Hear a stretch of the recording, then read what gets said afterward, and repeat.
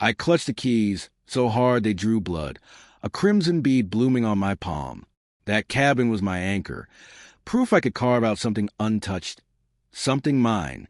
And they sold it like it was nothing more than scraps. Like I was nothing. It was Wednesday, just after noon. That kind of dreary Boston dusk that makes you crave whiskey and solitude. I was knee-deep in code, debugging lines that refused to cooperate when my phone buzzed. Home glowed on the screen like a warning. I answered. My mother, Diane, appeared with a smile too wide, like a crack in a dam. "Luke, honey, we got big news," she gushed. That tone of sticky excitement always meant trouble. My father, Ray, squeezed into frame, grinning like he'd cracked a safe. "It's about Sarah's wedding," he said. "We've handled everything." I froze. My fingers tightened around a pencil. Handled how? My voice was calm, but my heart wasn't. Diane's earrings glinted as she clapped her hands. "We sold your cabin, Luke. Got a crazy offer, way over market. Paid the venue deposit this afternoon." Sarah's ecstatic. The air disappeared. My cabin. Mine, not theirs. The one I bought at 26. Scraping every penny from freelance coding gigs and bartending night shifts. Pine walls, a rickety deck chair, a lake that sang to me when the world felt too heavy. It wasn't just a place. It was my fortress. A space where I didn't have to save anyone, fund anything, or fake a damn thing. And they gutted it. "You sold my cabin?" My voice was hollow, barely a whisper. Ray shrugged. "You haven't been there in years, Luke. It was just sitting." Diane nodded, blind to my silence. "Sarah deserves her perfect day. Honey, this is your gift to her." Gift, that word burned like fire. I ended the call with shaking hands, the pencil snapping in my fist. The silence in my apartment felt thick with betrayal. That cabin had been my rebellion. I bought it on my own. No help. No congratulations. Just me, a desperate kid and a realtor with stale coffee breath. I clawed my way there. The cabin crouched on Lake Hiron's edge, a weathered shack with warped planks and windows that rattled like bones. I made it mine, filling it with fragments of myself. Old paperbacks, a chipped mug from a dive bar, a secondhand blanket from a flea market. It was where I exhaled, where I could simply be Luke. Not the son who paid their bills, not the brother who cleaned up their messes.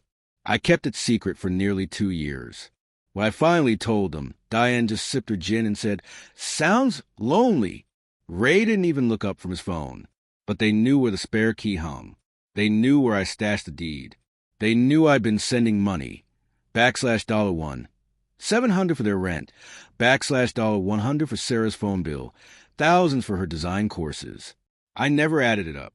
The total would have crushed me. It was easier to give than face their disappointment. But I wasn't careless.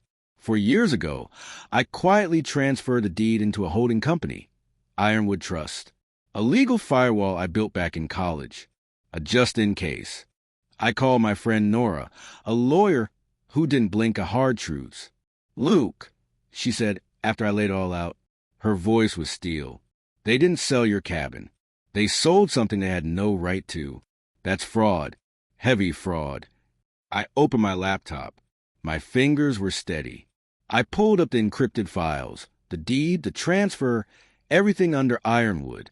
"They forged my signature," I said flatly. Nora didn't hesitate. "You've got a sledgehammer here, Luke. Use it." I stared at the frozen image of the call, Diane's smirk, Ray's smug grin, Sarah's name echoing in their voices. They thought I'd fold, that I'd wire money for the photographer, raise a glass at the reception like nothing happened. They didn't know I'd been their lifeline, that my money kept their lights on, their cars running. They didn't know how much I bled to stay quiet. I didn't rage.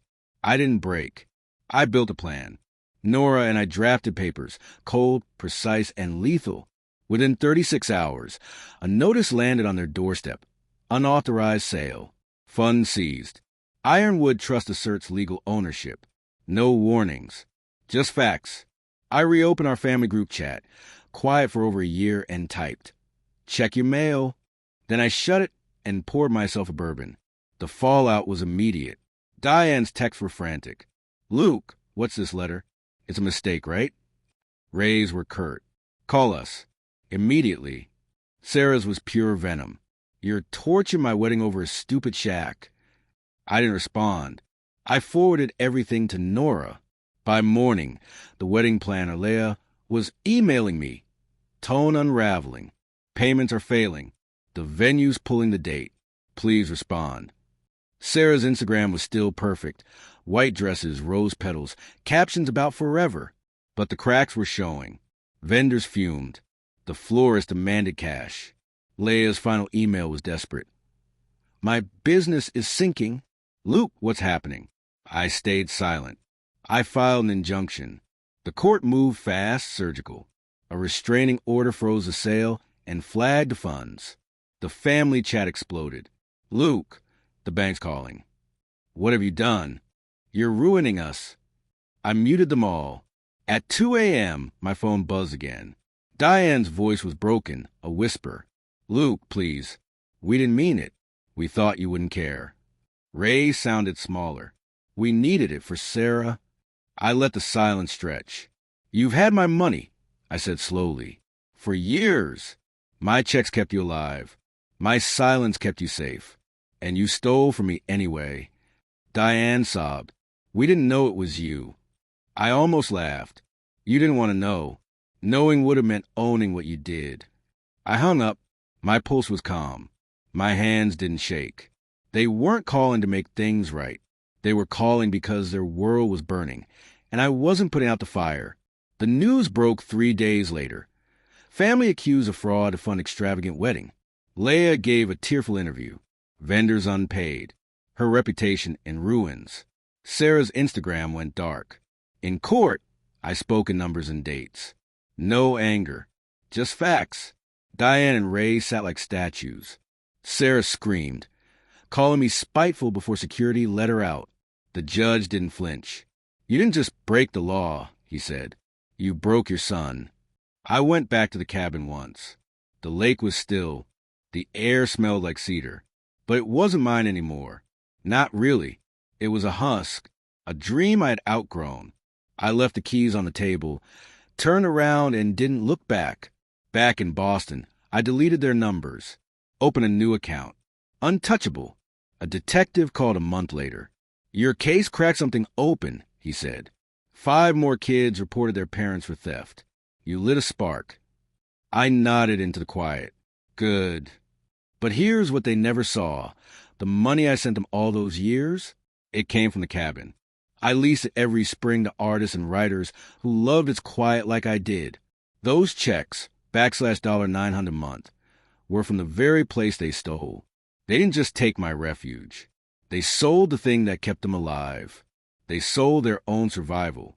I'm on a train now, headed west. No map, just a feeling. The window reflects my face. And it's mine again. I don't owe anyone my silence anymore.